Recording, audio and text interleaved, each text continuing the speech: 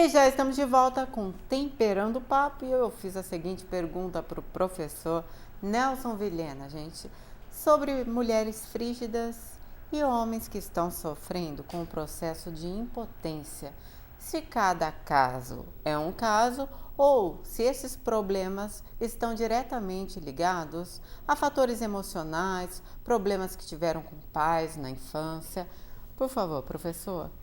Então, as duas coisas são verdadeiras. Os problemas emocionais, na verdade, o comportamento de cada um, as tendências comportamentais, as intenções, gestos, atitudes, pensamentos, sentimentos, emoções, o modo de cada um de nós sermos no dia a dia, estão ligados aos registros que temos desde a infância, desde o nascimento. É assim, agora nesse momento, numa imagem, está tocando uma música num toca-disco ali no cantinho. Esse toca-disco reproduz o que está gravado naquele CD. Cada um de nós tem em sua mente gravado uma música, ou muitas músicas, uma quantidade muito grande de informações, e nós somos um instrumento que reproduzimos aquilo que está gravado. E o que é que está gravado? Está gravado nos circuitos neurocomportamentais, arquivos, registros, ações, marcas que se expressam no dia a dia na forma de comportamentos e sentimentos, emoções e tendências. E nessas formas de expressão estão a frigidez, a impotência, a ejaculação precoce, os problemas de insegurança. Imagina, por exemplo, dentro de toda essa gama de sintomas, alguém que vai fazer um concurso público para a OAB ou então o vestibular, sabe toda a matéria, estudou, fez cursinho, etc.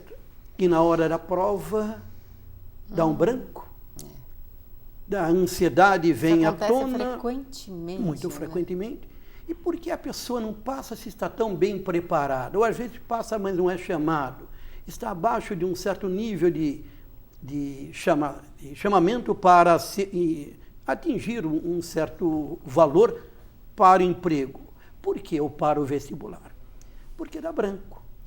Então a hipnose pode fazer com que essa pessoa, esse vestibulando, esse que está querendo uma nova função na sociedade, fique tranquilo, sereno, que a memória seja potencializada, que ele fique tranquilo.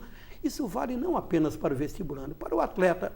Nós estivemos ainda há pouco numa Copa do Mundo, e o atleta, eventualmente o mais jovem, diante de uma plateia, diante de uma pressão para todos os esportes, ele fica sujeito a essas pressões e então o desempenho dele pode cair drasticamente. A hipnose é um recurso maravilhoso para dar ao atleta, para dar à pessoa, para dar ao impotente, à frígida, condições emocionais, mentais, para ele ficar em harmonia e atingir um grande desempenho físico, emocional, sexual e assim por diante. Isso vale para tudo. Portanto, a hipnose é um recurso que não é moderno, sempre existiu, só que dia após dia, as diversas universidades no mundo apresentam grupos de estudo e aprimoram técnicas para que a eficácia, a eficiência do processo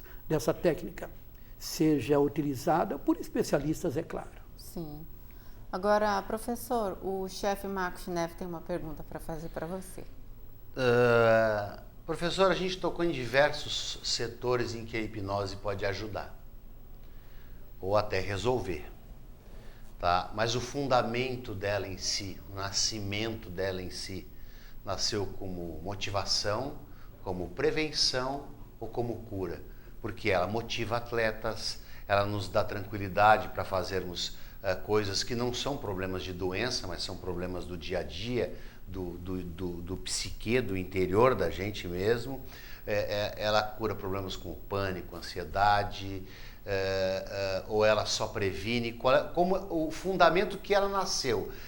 Depois ela se expandiu, mas ela nasceu especificamente para quê? A história da hipnose é muito, muito ampla, ela provém há milênios, ela existe há milênios. Mas no final do século XVIII, em particular, na França, na Europa, pessoas ligadas a grupos passaram a utilizar com outro nome, não tinha esse nome de hipnose. No final do século XVIII, começo do século XIX, um médico inglês, há muita gente famosa no meio, mas um médico inglês que estava radicado na Índia, ele utilizou a hipnose, que, repito, não tinha esse nome, utilizou a hipnose para fazer, inclusive, cirurgias em centenas de pessoas, e não havia, naquela época, o anestésico químico. A anestesia era uma anestesia mental usando hipnose. E isso foi registrado, está registrado nos anais da medicina da hipnose. Posteriormente, em 1840 ou 41, por volta disso, um outro médico, ele batizou o nome hipnose, pensando que a hipnose fosse uma forma de sono. Não é sono. É diferente do sono, bem diferente. A hipnose pode ser, inclusive, consciente. A pessoa está totalmente consciente, ouvindo tudo o que está acontecendo, tanto é que ela ouve o hipnotista, o hipniatra, o hipnotizador, portanto, ele está acompanhando todas as sugestões e fazendo aquilo que lhe é sugerido para atingir um estágio mental em que as informações que lhe são passadas vão ser agregadas aos seus circuitos e neurônios para, quando ele estiver desperto, seja expressa na forma de um novo comportamento. Portanto, serve para cura, serve para ajudar pessoas, de um modo geral, dentro de tudo aquilo que você perguntou ainda há pouco. Sim. Agora, doutor, voltando à pergunta do Marcos, né? Ele disse que fez 3 sessões de hipnose e parou o tratamento porque não tinha condições financeiras para dar continuidade. Porém, eu quero saber o seguinte, você nos disse que com 10, no máximo 15 sessões, a gente vai ter muitos dos nossos problemas resolvidos, certo? A gente consegue, sim, nos curar, né? Tirar esses problemas aqui dos nossos ombros, da nossa cabeça, da nossa mente. E eu quero saber se a pessoa para o tratamento, não dá continuidade na terceira sessão, na quinta que seja, há algum tipo de problema, algum tipo de transtorno? Problema não há. Tá. O ideal é sempre, em qualquer circunstância, em qualquer tipo de tratamento, imagina um tratamento de odontologia, onde a pessoa está fazendo um tratamento de canal e para na terceira sessão e precisa fazer 7 ou 10. É claro que houve um começo, houve melhoria, mas não terminou. Isso vale também para a hipnose.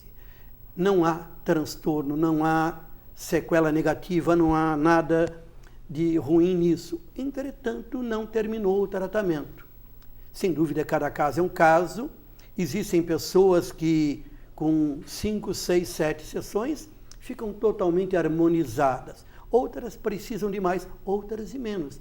Eu diria que uma média de 10 sessões é o suficiente para 90%. Isso daí é apenas um número, não é científico, mas em termos de experiência da gente, a minha experiência, a gente resolve praticamente 90% de todas as situações. Eu tive um paciente que veio para suas sessões, resolveu tudo em 5 ou 6 sessões, mas não quis parar. Deu continuidade. Continuou porque ele gostou tanto, porque os benefícios de harmonização são tão grandes que ele continuou e de vez em quando me liga. Já passaram cerca de 6, 7 anos e ele continua sendo um meu grande amigo, por exemplo. Olha, ótimo. Agora, professor, explica para quem está em casa que nunca passou pelo esse processo de hipnose, como que acontece, como ocorre, quanto tempo a pessoa vai ficar naquele período hipnotizado? Novamente, cada caso é um caso.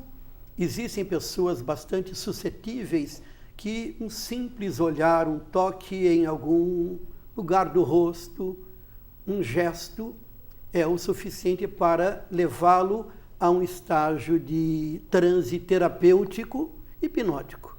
Esse transe, gente, não é inconsciente, ele é consciente, mas é diferente do sono fisiológico, do transe fisiológico que é o sono. Existem pessoas mais resistentes, mas de um modo geral, todos são hipnotizáveis. E a hipnose, gente, não é perda de consciência. Ninguém vai ensinar ou vai fazer com que o paciente imite isso ou aquilo. Isso é brincadeira de palco que não é a nosso caminho. Né? Isto é clínica. Então, depende do caso. Agora, a pessoa hipnotizada, num grau muito profundo ou menos profundo, fica suscetível ao terapeuta, ao médico, ao hipniatra, ao hipnotista. Fica sempre não. Ele tem o seu livre-arbítrio, sua postura de quando sair daquele transe, ele está totalmente livre. Inclusive, imaginem que o hipnotizador tenha que sair e ir embora. O que acontece com aquele que sai hipnotizado? Não acontece nada. Aquele transe terapêutico se transforma num sono fisiológico e basta acordá-lo. Ele acorda como toda manhã nós acordamos. E toda a vitalidade também, né, toda a professor? vitalidade. E uma coisa interessante, só para esse encerramento, nós sempre colocamos para o paciente sugestões pós-hipnóticas para ele aumentar seu desempenho intelectual, sua disposição, sua tranquilidade, sua segurança, sua confiança, aumentando sua autoestima, diminuindo sua ansiedade e aumentando seu controle emocional, porque quando a gente controla nossas emoções, a gente aumenta nossa vida como um ser divino, digamos, sendo um ser divino que somos. Né? Exatamente. A essência vem à tona, a emancipação da alma se expressa no homem que controla suas emoções. Sim. Brilhante, professor Nelson Vilhena. Professor, para as pessoas que quiserem entrar em contato com você... Bem, nós temos um site www.physion.com.br. Esse Physion é que se escreve assim, P de Papa, H de Hotel, I de Igreja, S de Sapato, I de Igreja novamente, O de Ovo e M de Mamãe, de Mamão, de Maria. Physion.com.br. E o telefone, me permite, DDD 11 São Paulo, é o celular que eu dou, porque eu estou sempre em viagem, e eu atendo em viagem também, é 991293872. A gente agradece mais uma vez a participação, viu, professor? Deus te abençoe. A alegria é minha, um abraço e a todos com muita ternura e paz. E a gente, com essa mensagem de paz, vai para o intervalo rapidinho e pede para você não saia daí, que eu vou compelar outro carro. Temperando o papo. Volta já.